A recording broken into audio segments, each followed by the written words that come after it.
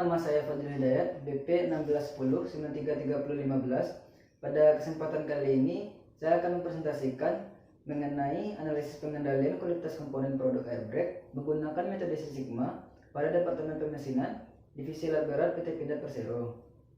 Yang saya akan bahas itu ada dua. Yang pertama, literatur review. Yang kedua, metodologi penelitian. Literatur review dilakukan untuk mengetahui permasalahan dan solusi alternatif yang diselesaikan oleh penelitian sebelumnya dengan cara membandingkan dan menganalisis hasil dari penelitian tersebut. Literatur review yang telah saya lakukan ada 4, yaitu yang pertama penelitian oleh Petrus menggunakan metodologi Seven Tools. Tujuan dari penelitian Petrus ini untuk mengetahui ketidakteraturan proses produksi yang menyebabkan terjadinya cacat produk. Hasil dari penelitian Petrus ini diketahui penyebab utama terjadinya cacat produk ada 4, yaitu yang pertama manusia, yang kedua bahan baku, yang ketiga metode kerja yang tidak sesuai SOP, yang keempat mesin yang tidak terawat. Adapun kelebihan dari penelitian Petrus ini yang pertama yaitu data histogram, yang kedua fishbone diagram. Kekurangannya tidak ada hubungan antara proses produksi dengan terjadinya cacat produk. Penelitian yang kedua itu oleh Mufrida menggunakan metode statistical process control, di mana memiliki tujuan meningkatkan hasil kualitas produksi ketika sebuah proses tidak maksimal. Hasil dari penelitian Mufrida ini, proses produksi masih kurang terkendali dikarenakan beberapa faktor khusus. Yang pertama ya cuaca, motivasi kerja yang kurang terhadap operator. Kelebihan dari penelitian Mufrida ini yaitu adanya faktor yang menjelaskan produk yang tidak maksimal. Kekurangan dari penelitian Mufrida ini tidak adanya perbaikan dan analisis yang dilakukan oleh penelitian ini. Penelitian selanjutnya yaitu penelitian oleh Safrizal menggunakan metode Sigma, memiliki tujuan untuk mengetahui sistem pengendalian kualitas produk. Memiliki hasil penelitian sebagai berikut, yaitu pengendalian kualitas produknya masih kurang dikarenakan kurang maksimalnya pengawasan selama proses produksi yang dijalankan. Adapun kelebihan dari penelitian Safrizal ini yaitu melakukan analisis secara keseluruhan mengenai proses produksi dan pengendalian kualitas. Kekurangan dari penelitian Safrizal ini yaitu tidak adanya perbandingan antara pengendalian kualitas Sigma dengan pengendalian kualitas yang ada pada perusahaan yang ditelitinya. Penelitian yang keempat yaitu oleh Hartati menggunakan metode attribute control chart atau P-chart yang memiliki tujuan untuk mengetahui faktor penyebab terjadinya produk cacat dan usulan perbaikan dan dikabarkan bahan berbahaya pada produk. Hasil dari penelitian Hartati ini yaitu pewarna berbahaya dan pemanis muatan yang digunakan menjadi penyebab cacatnya produk. Usulan yang dilakukan yaitu pengawasan terhadap produk yang akan dijual. Adapun kelebihan dari penelitian Hartati ini yaitu terdapat penyebab terjadinya cacat produk pada bahan bakunya dapat diketahui.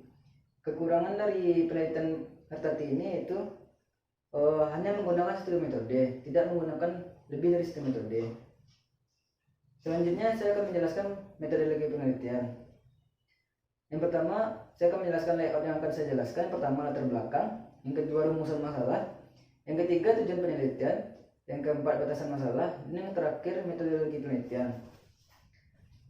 Latar belakang metodologi penelitian. Perusahaan industri dalam mempertahankan eksistensinya harus mampu mempertahankan kualitas agar tetap dapat berkompetisi dengan industri yang lain. Tingginya permintaan produksi juga mengacu kepada bagaimana peningkatan kualitas produk yang akan diproduksi oleh perusahaan tersebut. Perusahaan ini dituntut lebih menjaga dan meningkatkan kualitas produksi yang dihasilkan oleh perusahaan tersebut.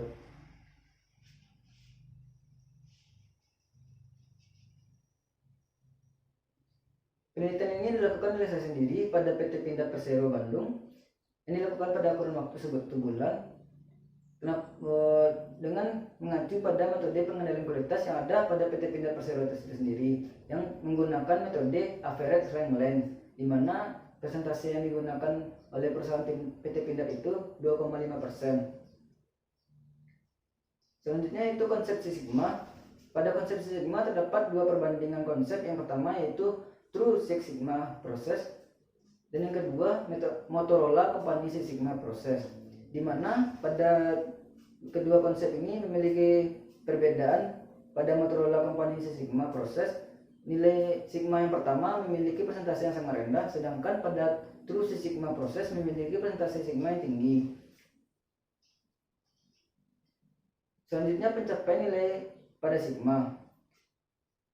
Tingkat pencapaian pada sigma terdapat 6 buah berdasarkan nilai DPMO yang ada. Semakin kecil nilai DPMO, maka semakin kecil persentase kerugian dari penjualan perusahaan tersebut, di mana DPMO ini peluang terjadinya ketidaksesuaian dalam 1 juta kesempatan. Selanjutnya rumusan masalah. Rumusan masalah dari penelitian ini adalah bagaimana pengendalian kualitas produksi dan peningkatan proses produksi berdasarkan faktor-faktor terjadinya cacat produk yang ada dan telah diketahui, serta memberikan rancangan perbaikan atau analisis dengan menggunakan metode sigma atau dengan menggunakan usulan perbaikan yang ada menggunakan kontrol. Tujuan dari penelitian ini yang pertama dapat mengetahui kapabilitas proses yang menyebabkan cacat produk terjadi saat proses pembuatan produk dan pada saat proses produksi. Yang kedua, mengetahui faktor penyebab timbulnya produk cacat berdasarkan tahapan yang ada pada metode Six Sigma. Yang ketiga, memberikan rekomendasi atau usulan perbaikan dalam pengendalian kualitas produk dengan analisis dan evaluasi yang diberikan terhadap produk cacat dari metode Six Sigma itu sendiri.